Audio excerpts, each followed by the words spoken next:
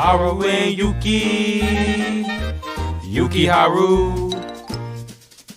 Haru and Yuki. Yuki Haru. The Ox and Rat Podcast, also known as Oars.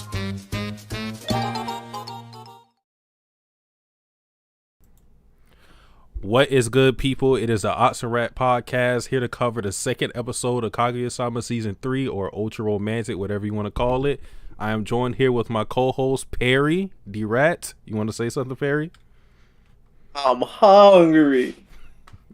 Yeah, we still in the fete for Ramadan, you know what I'm saying? Shout out to everybody who, taking part in Ramadan. Tell us your spiritual journey in the chat or whatever. But yeah, people suffering. Yeah. 2 more hours though. 2 more hours. Yeah. By the end of the podcast, it might be 1 hour because I don't know how long we're gonna go. I do got a couple of things to say with this episode. Okay. Yeah. Get to it. All right, so I kind of want to go in chronological order, but we'll probably deviate towards the middle of this. So the first part of this episode was basically just Miko versus Ishigami. And we talked about this last podcast about their relationship and how they feel about each other. And that was pretty much reinforced with this episode. They have that love-hate type of relationship. Different from Kaguya and Shirogane. A lot different, actually, but similar in some ways. Yeah, I was surprised that we got, because it's funny, last week we talked about it, and we said, maybe in the future we'll get episodes with them, arguing and bickering and stuff like that, and then literally the next episode is that. I was like, damn, that's kind of quick. Yeah. Mm-hmm. Like, the thing they have in common is the fact that they both have this mutual, they intertwine their lives with each other without even really knowing it. Because with Miko, what she has done for Ishigami is basically talk to teachers about his behavior to make sure he wouldn't be in trouble as much as he should be. She's done things like she's a part of the discipline committee or something like that, and she's basically she did the wire thing, man, with the cops, how they be juking the stats. They're making felonies into misdemeanors and shit. Yeah, she turned the boroughs. Yeah, juking the stats, boy.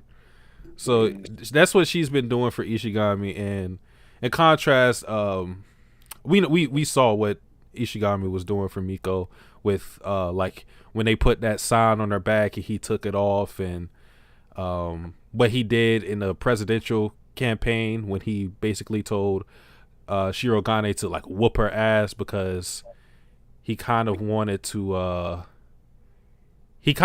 help Miko in a way to discourage her from harming herself even further. So yeah, they both have that in common. Yeah, I like how this episode kind of parallels what we talked about last week, where this episode they kind of talked about the stuff they do behind each other's back and how either of them don't want to tell the other person that the stuff they do and how nice they actually are to each other based on their sense of pride. And and then it's so crazy because they be like, I do all this stuff for Ishigami or Miko, but they never thank me for it. And I'm like, yeah, because you don't tell them. They'll know you're doing this stuff. You're doing it in the shadows. You can't get thanked for something that, you're not showing the person you're doing. Mm-hmm.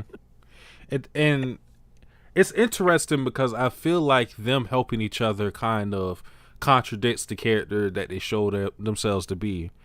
With a little less on Ishigami's side, but I'll still say it. Ishigami comes off as a very lazy person at times. And for him to just, he's already said in his backstory, when it came to the one girl that he had a crush on, that he wasn't a hero. He wasn't the type of person to go out of his way and help someone. But yet he's doing it for Miko at times. And then Miko is a type of person who is very strict on rules and regulations, but she'll break them for Ishigami.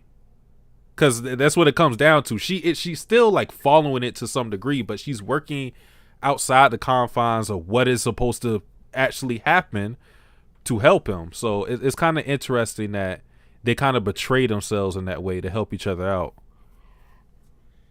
Yeah, it kind of shows how much they actually care about each other because they're willing to like go against their like. I don't know if would you say that's like Ishigami's true nature, or would you say like they're kind of like they have like a wall and they're trying to like hide it from each other. For sure.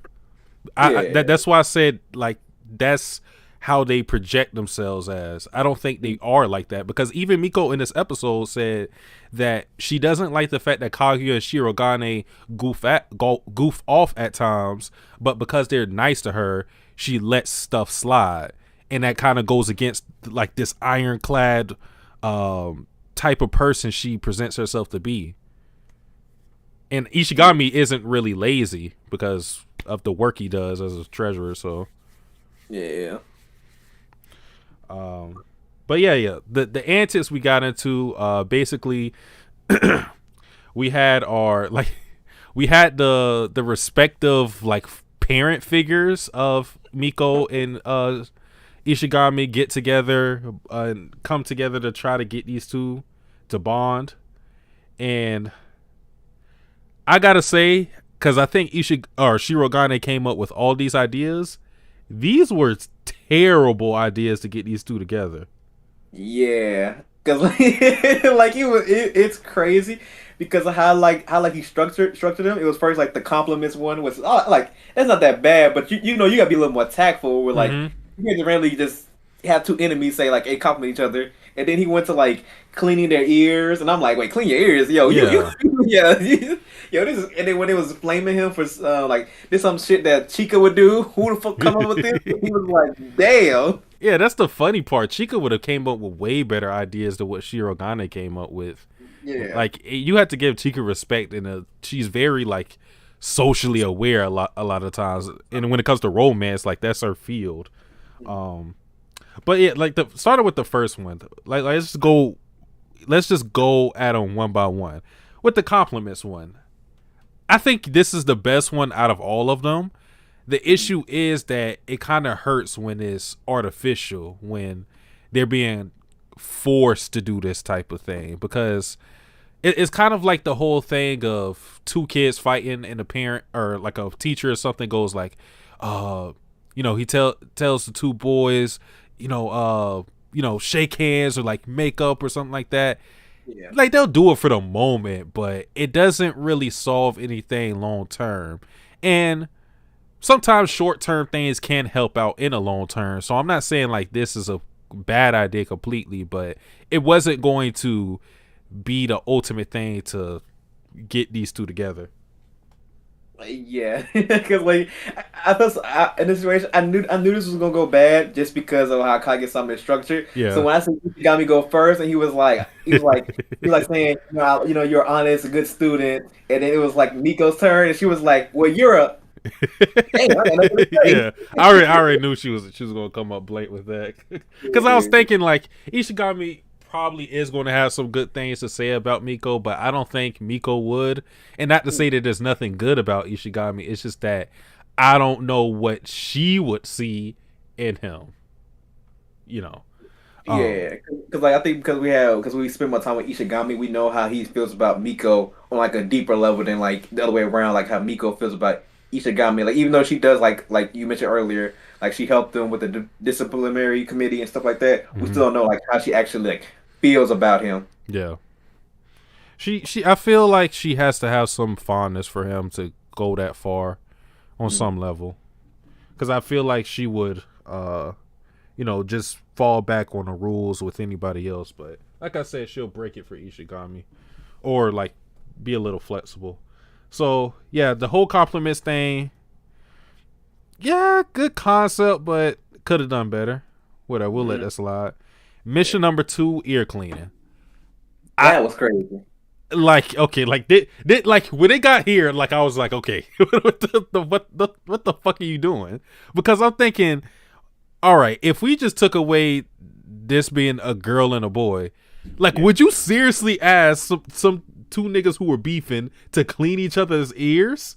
Yeah, like what? You gonna be cutting this nigga ears out? Like, that's such a wild thing to even suggest to like people who hate each other. Like he's seen how much vitriol they have against each other. And he said, you know what? Having one person close to the other person clean their ears, that would be a great idea for friendship. Wait, what?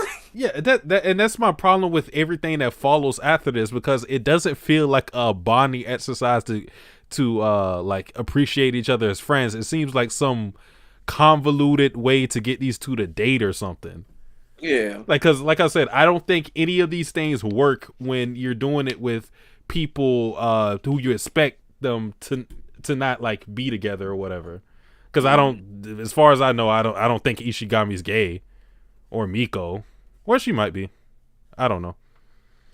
But yeah, like it was like a whole romance. It was like a way to get these two together, like romantically instead of a platonic thing. I think this is probably like what he thinks that he wants from Kaguya and him to like have. So like he want. I think he wanted to be in a situation with him and Kaguya because the things he did kind of like. Cause like when somebody makes a plan like this, it's kind of like based on their own experiences and what they want to happen. So I can see like him and Kaguya might enjoy this a lot more than Ishigami and Miko. Oh yeah, for sure. Yeah, Mhm. that's a real good point, because if they're in this situation, you know, like they'll have their little antics to try to make it seem like they aren't fond of whatever exercise they are doing, but they would definitely want to be in it.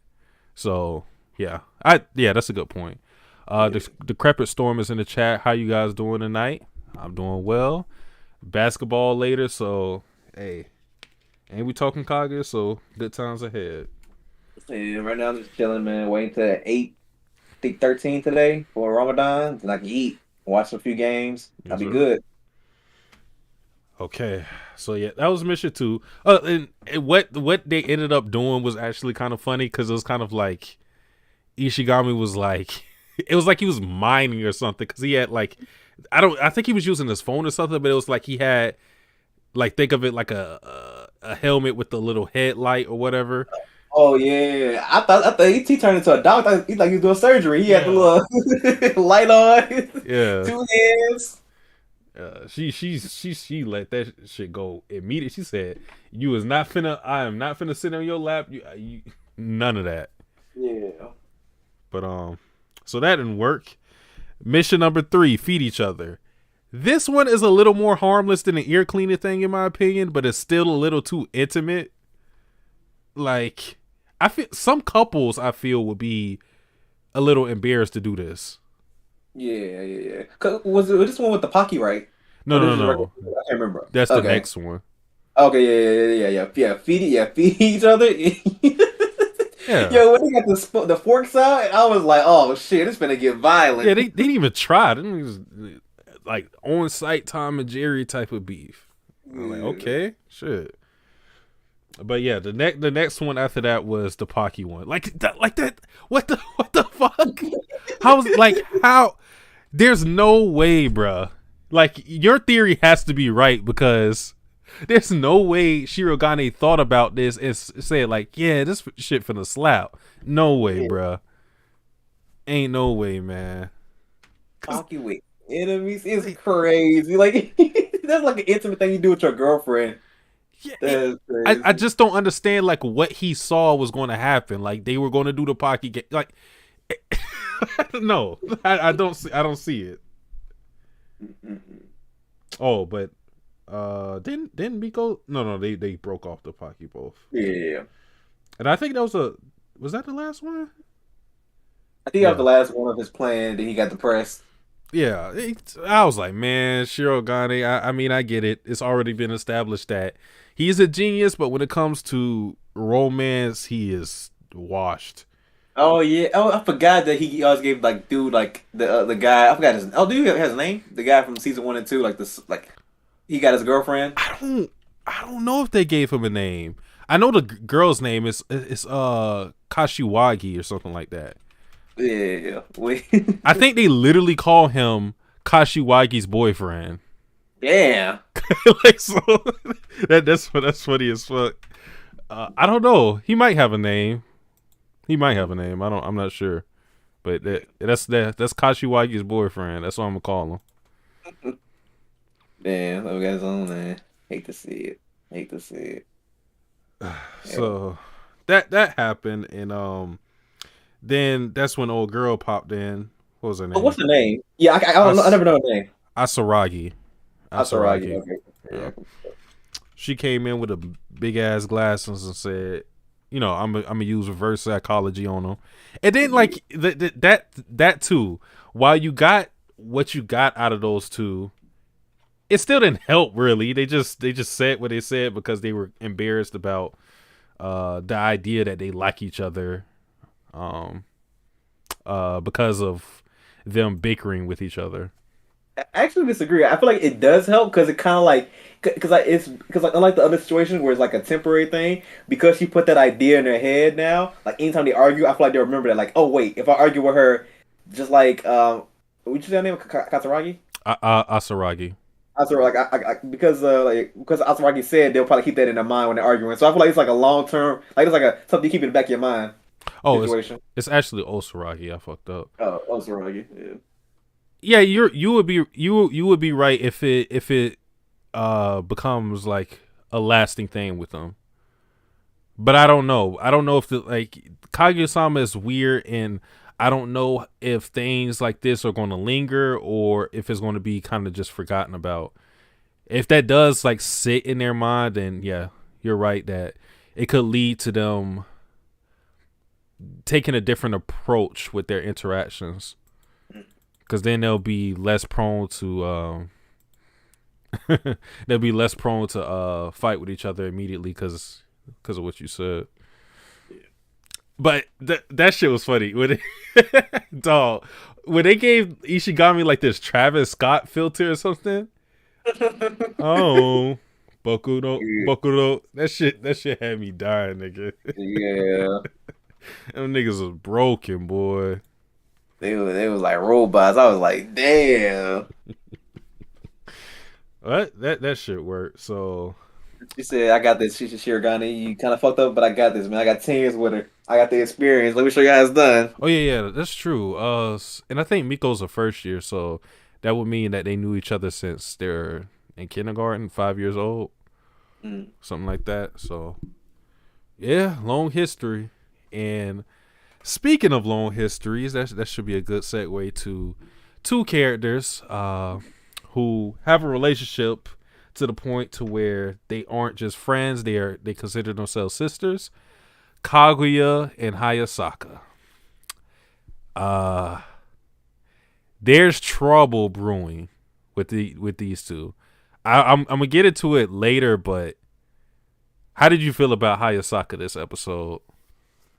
I just want to say, man, Hayasaka better be getting paid a lot of money. Because, like, she is, like, Kaguya-sama, Kaguya's secret weapon. Because, Mhm. like, I feel so bad for Ishigami anytime Hayasaka is, like, on the case. Because, like, she has no chinks in her armor. She know what exactly to say. She know how to break you down emotionally, physically. Like, she be doing it all. Yeah.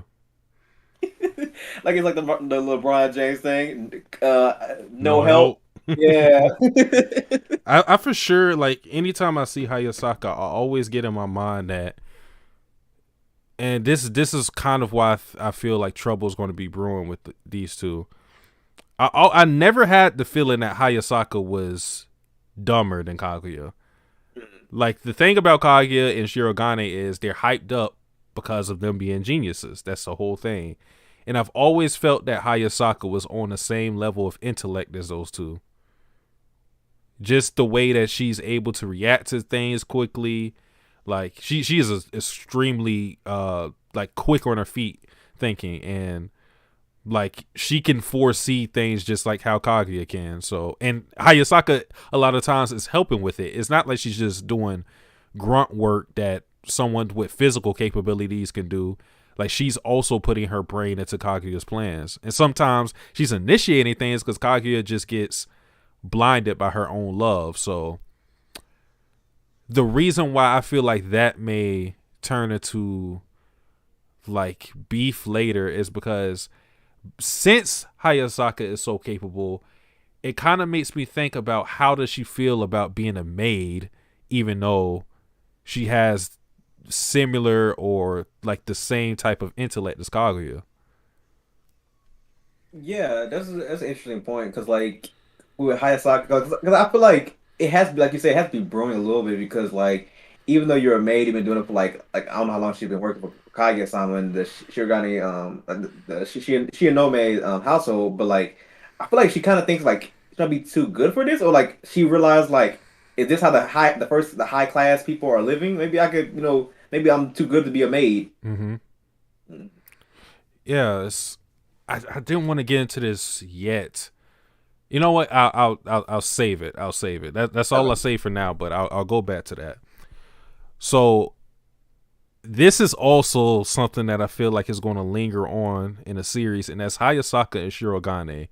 These two have already interacted in, was it season 1 or season 2? I forgot actually. You better than me. You talk an actual date episode, or like them actually like meeting, like actually meeting Hirosaka and not like her alter ego. I'm talking about the whole date thing that was supposed to Season happen. two. Okay, season 2. Yeah. So yeah, these two have already met on that level, and while it's not like love between these two, I don't think it's something that's budding in my eyes. How do you feel about that? Do you think that this like will become a romance between these two? I don't think so, but I could definitely see what you're talking about because I think in this episode when she was talking about like the mask people wear and like the you don't want to show people your true self. Mm-hmm. Like, I really like that kind of like showed a little bit of like the true Hayasaka, not like the character she was portraying. Yeah. And so, like the way Shirogami was like, how he responded to that question and everything, and she kind of like you feel like a little bit like she was opening up to him a little bit more. Yeah. This is why I say it's budding. I don't know if Shirogane is ever going to, go to the level of like loving Hayasaka, but I feel like Hayasaka, on the other hand, could go the route of loving Shirogane. They haven't had too many interactions with each other, but this one particular interaction I think was important just because of what the things that you said of Hayasaka feeling like she could drop her mask around Shirogane, and that's important. And the reason why that's important is I feel like Hayasaka never drops her mask, even around Kaguya. I feel like because of what she said in this episode of how everybody is always acting, so like saying, don't put on the act is like, a disingenuous request. I feel like even like when she's in maid mode and when she's with Kaguya, I feel like that in of itself is also a facade, and nobody knows the real her. Yeah, I could definitely see that. Cause yeah, I could definitely see that. Yeah, so if Shirogane ends up becoming like this sanctuary for her to go to where she feels like she could be comfortable, I think that's going to lead to her falling for him. I don't think it's there yet, but if these two have another interaction like this, I don't know if it's going to be within the season, but if they have another type of date thing like this, there's no way I'm going to look at this as a joke or anything else. It's going to be real. Mm-hmm. Like I don't know if you ever had a situation before where like somebody tell you like, "Hey, you see that girl right there? She look fine." You'd be like, "Yeah, she alright, and then like when you get to like because your friend put her in your rear view now, you start looking at her a lot more. You're like, "Huh, I can see why he going after her and stuff like that." Yeah. But I think most church were like, "Oh, Shirogami just the president. What I care about him?" And then like the more Hayasaka like gets to know him and see like, "Oh, okay, I can see the qualities Kaguya likes in him and why she is so flustered around him." Yeah. And if it goes that route, I think there's going to be some like there's so much potential for drama if it goes that route. Now, I wouldn't want to do that. I wouldn't want Kaguya-sama to go that route just because Shirogane and Kaguya have been established since episode 1 of liking each other. Mm-hmm. So it kind of feel like that you're just adding this for the sake of drama, but there's some interesting avenues you could go with this. You could go into their Kaguya and Hayasaka's backstories if you were to go this romance route with Shirogane, because we still don't know, like, you know, how they were raised and how they were brought up. So that could be used as a segue for that. Decrepit Storm. Sasuga's resolve said, "Yeah, I'm here. What's up, guys? Missed the KOA last night, but we here. What's good, Sasuga's resolve? One thing you're not gonna get on the KOA that you're gonna get on here is Kaguya-sama. So, appreciate you showing up." Decrepit Storm said, "The obvious question is what could have happened in that room if it wasn't for Shirogane singing." I mean, that's a question. I don't think anything would have happened because Shirogane is still very much in love with Kaguya. So. Yeah, I definitely agree. But like, yeah, I ain't gonna lie. I ain't gonna lie. If I was Kaguya and I was hearing what Hayasaka was saying, like you thinking back, like I made her angry. Yeah, I'll be scared too. I'll be scared too. Dog, what my issue was, like, okay, I already knew it was gonna play out for this whole thing to be a fake out, right? But like, even thinking about the sequence of events, like, think about it in Shirogane's perspective. This shit shouldn't have happened. Like, think about it. He was singing loud as hell, terrible. He sees Hayasaka screaming like, "Nigga, stop, this shit sucks." Blah, blah. And then he sees her knocked out, and then he just walks out the room and goes like, "Ooh, that hit the spot." Like, what? What type of sequence of events is that? Like that's fucking crazy. Like, he just sees her knocked out. He just walks out like, "Yeah, I did that shit." Like, what? But wait, what just happened? No. Yo, did my stream just start over? Hold on. Let me look at my stream real quick. What's up, me? It's still up for you? Yeah, still up. Yeah. It restarted on my OBS. Like, I had the time, but it's the time is, it went back to all the zero. Let me see. No, okay. But I guess it's cool. I guess it just buffered for a little bit. Yeah, that's the Decrepit Storm. He said it was buffering for a second. Okay. But yeah. I kind of feel bad for Chika this episode because, like, she was called there only to learn that the fucking demon singing monster was there, that she just left. Yeah, I completely forgot about that whole like sequence of him being a bad singer. Cause I remember the volleyball episode, but the singing I completely forgot. And then she was having like PTSD flashbacks. She was like, "Wait, Shirogane singing?" Bro, like, she could have been through it all because it was it was the singing, it was the dancing, and it was volleyball. Like, the dancing is where she was fed up because she was trying to teach him. It was like, "Bro, like, you suck, whatever." And then Kaguya was offering to teach him, and then she was like, "Oh, you finna teach him? you don't understand what I've been through. Like, go ahead and try." So yeah, teacher Kaguya is retired, man. She been through enough. Yeah, man. You gotta let that boy fight for himself one day. Yeah, she may raise that boy, but he gotta grow up, man. Grow up by himself. Yeah. And it's interesting, Kaguya still hasn't, like, seen the terrible sides of Shirogane when it comes to that, because even though she's seen him dance badly, even before then, Kaguya was already teaching him a little bit, so he wasn't at the peak of, like, terrible Shirogane. So I wonder how she would react to something like that. She'll probably be like, "I can change him." Yeah, I can change him. Oh, it was something else I want. Okay. I need to say this. Kaguya is still my favorite character, but Kaguya, admittedly, is a bad person at times. Oh, yeah. I can tell you that. Because, like, just the way she put Hayasaka in, like, situation, like, I think it's season 2 when she was told to go on that date, and then, like, after she couldn't, like, seduce Shirogane, Kaguya was kind of like rubbing in her face, and she was like, all right, I remember that. Yeah. I remember that. And Hayasaka had a point. It's really hard. I mean, it's not hard for a girl to seduce a man in a day, like if you're talking honestly, but if we're talking about in the context of this anime, then yeah, it would be hard. Like it'd be taking motherfuckers 3 years to realize they in love with a girl in anime. So The whole hands. yeah, so yeah, anime time. Like she didn't have no wiggle room, so she had a point. But like this is why I think something's going to be brewing between those two, because Hayasaka has said something in it. She said something in this episode that makes something that she said in a previous episode more potent, and it's the fact that she believes that Kaguya doesn't treat her well enough. The episode I'm talking about is when she was like in a bath or whatever, and Kaguya kept interrupting her.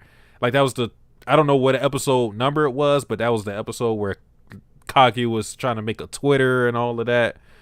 But yeah, she said something about to the effect of Kaguya should treat me better. And you know, in the episode it just like kind of just you just roll with it. But seeing an episode like this to where we see Hayasaka put in this situation that she didn't, or Hayasaka put in the situation that she didn't want to be in, and Kaguya just kind of like, you know, just not really giving her the proper consideration for her feelings. It's like, yeah, admittedly, Kaguya is a bad person at times. Yeah, because I think even Hayasaka said it. She was like, I think Shirogane was asking her, "Oh, why are you here?" And she said, "Well, I don't want to be here. I hate being surrounded by lustful men. But you know, I gotta do what I gotta do." Yeah. So, and this is what I wanted to mention earlier. It's kind of just, these are one of those things to where I feel like the show presented it as a joke, but it's definitely going to be something used later on. I don't know if you remember this moment, but it's when Hayasaka overhears what Shirogane is about to do, him going to the karaoke thing, and Kaguya thinks to herself like, I can't go to this, and she says, I'm gonna read exactly what it says. She said, in the first place, if my family found out that I attend such an event, I'd be disowned. And I think Hayasaka said, yeah, you're right. And it kind of like, you just kind of just like move past it. But like, that's a serious plot point that I feel needs to be discussed. And that's Kaguya's, her family, like how they treat her. Oh yeah. When I first seen that, I just wrote off as a joke. But then like just because I was presented, but like now hearing you say it, yeah, I can definitely see how like, because I think they mentioned before like how like she's like very restricted on what she can and can't do. Like I think even after like season one, like, the final episode with the fireworks, like she wasn't supposed to go there because you know she's not supposed to have like, you know, be out there, you know, enjoying fireworks with her name. She can't even take pictures if you remember. Oh yeah. So like it's I feel like it's been little things here and there to show you how sheltered Kaguya is and how boxed in she feels. And this is why I believe that eventually there's going to be like this love rectangle thing. I already talked about Hayasaka potentially liking Shirogane. Obviously Shirogane and Kaguya-sama like each other, but I feel like there'll be a male character introduced for Kaguya in a way of like via arranged marriage, because of how her family works. There's no way in hell Kaguya's father is going to accept Kaguya getting with Shirogane. It's not happening. Shirogane is at the top of his class. He's student council president, but the rich people always going to treat you. Hey, what's that Kanye bar, nigga? The nigga in the coupe shit. Yeah. You still a nigga in the coupe. You still from the boonies, boy. That's what they about to say to him. So I don't think Shirogane is going to be accepted, and because of that, I expect the Shimoniya family to be a very traditional family, and you know what do they always want? An heir, and to get that heir, they're going to probably have some arranged marriage with a boy who's from an affluent family. So I feel like later on there's going to be a boy introduced for Kaguya. And who knows, maybe he won't be like the typical like cliche like he's a terrible person. Maybe he'll actually be a good person, and Kaguya might develop a little feelings for him. Who knows? I hope it's not the cliche. He's a terrible person. He's bad for. I hope it's like. I hope it's a little more nuanced. Yeah. Where like, yeah, because I feel like it'd be so much. Like I feel like it'd be so much better for Kaguya-sama than just like the cliche route.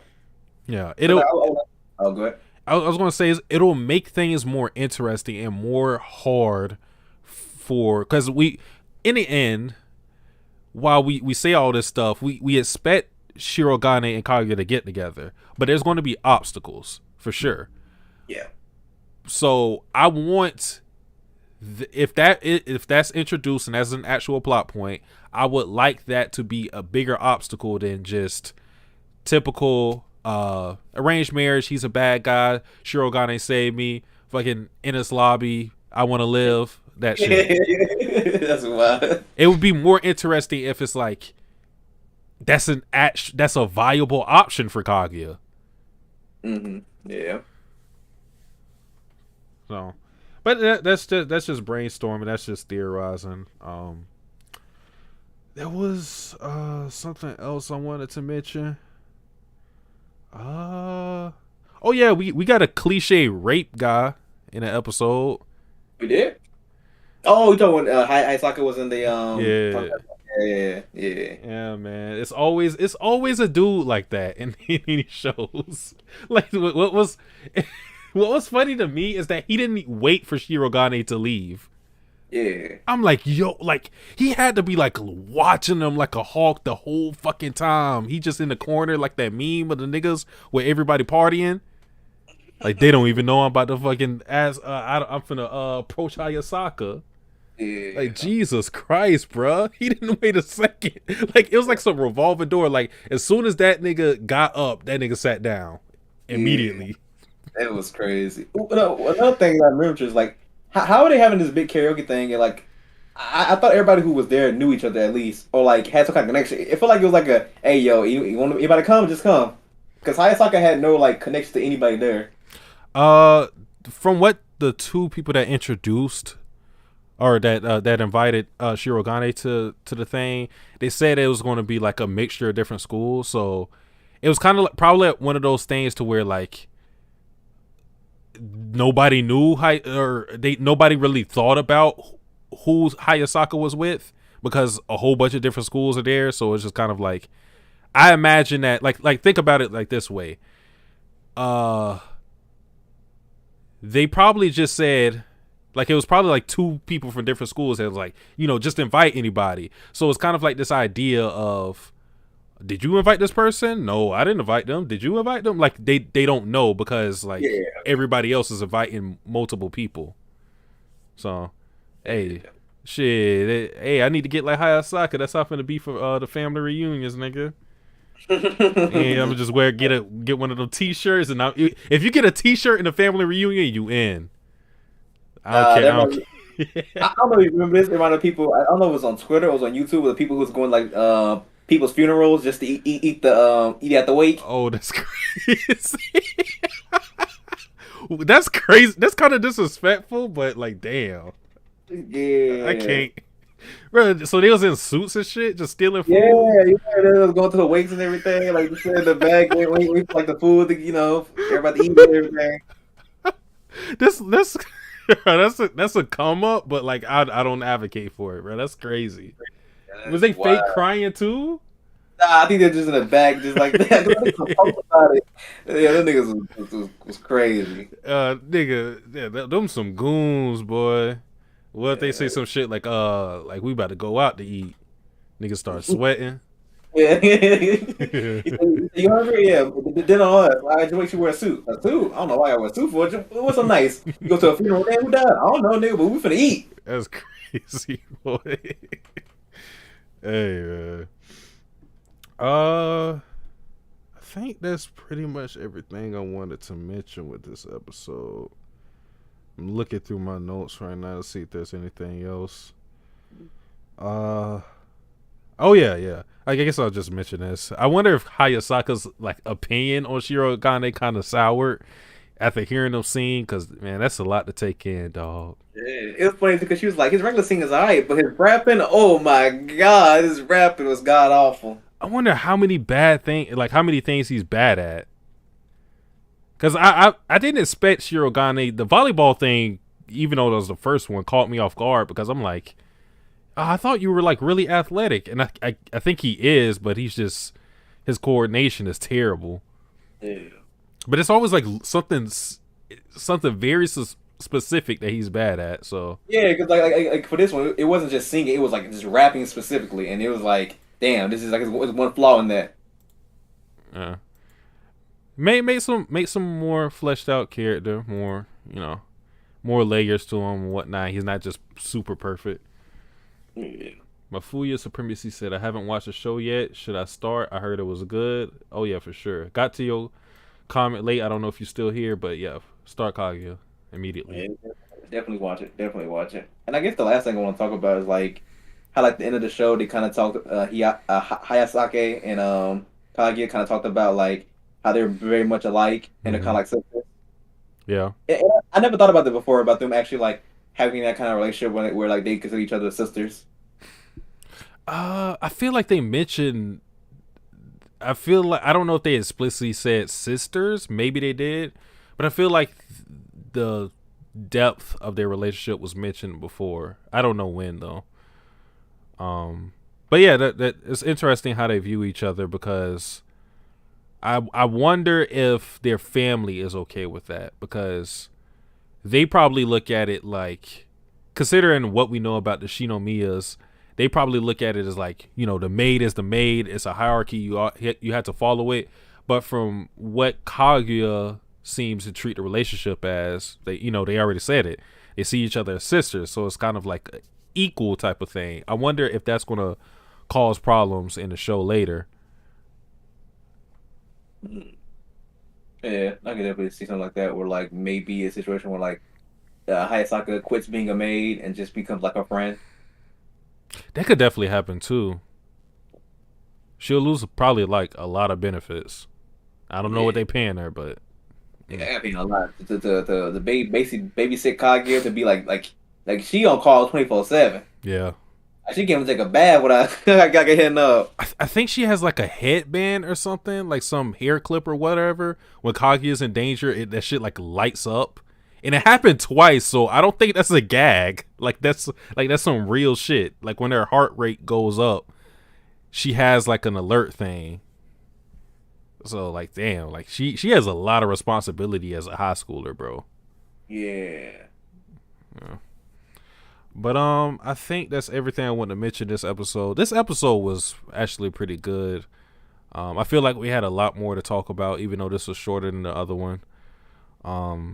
But yeah, I'm excited to see how the Kaguya Hayasaka relationship develops. Will we see their backstory? What may change if Shirogane is looked at as a love interest by Hayasaka? Miko Ishigami, that's comedy. Keep doing that. That's pretty easy. And Chika always, is in the middle. She didn't get her shine this episode, but she'll get it later. She'll get it later. And yeah. That's it for me. You want to say something, Perry?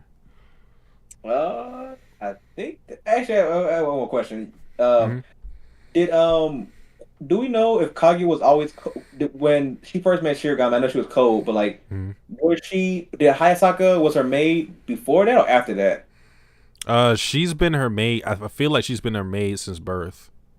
Oh, okay. Cool. I don't know if that's ever been stated, but I feel like she's known Hayasaka like all her life. Mm-hmm. Okay. Because I want to I kind of want a backstory of like how Hayasaka like noticed like Kaguya's change after meeting Shirogane, and like she's more like open with her. It's that interaction. Yeah. That was an interesting thing too. Like her jealousy was like what led her to do what she did. But yeah, I think the Hayasaka family have been maids to the Shinomiyas for ages. So I think it's just they just been together forever. Jay Takashi said hello in the chat. You came at the wrong time, Jay. We about to wrap things up, but I appreciate you showing up. Episode 3, same time, 6 p.m. Eastern. You know what I'm saying? Tuesdays, we'll be back. But that is the end of this episode of the